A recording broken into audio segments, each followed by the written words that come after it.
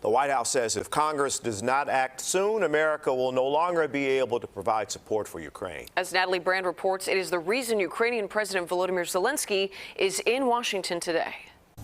In his third trip to Washington since Russia invaded Ukraine, Ukrainian President Volodymyr Zelenskyy arrived Tuesday morning on Capitol Hill, meeting with all U.S. senators. Very good and productive meeting. He's making a case before lawmakers to send more aid to his country. He needs the aid quickly.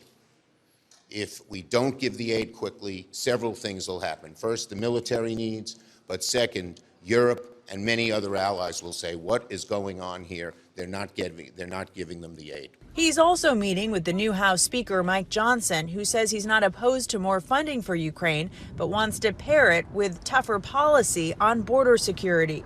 A standoff over the border has stalled. The president's $110 billion package in the Senate, which includes aid for Ukraine, Israel, and other national security priorities.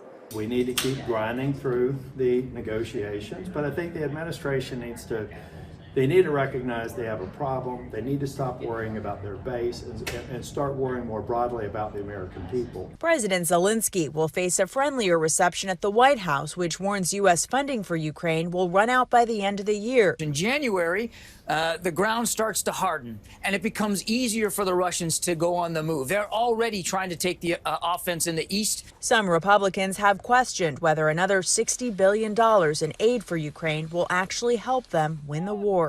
Natalie Brand, CBS News, Capitol Hill.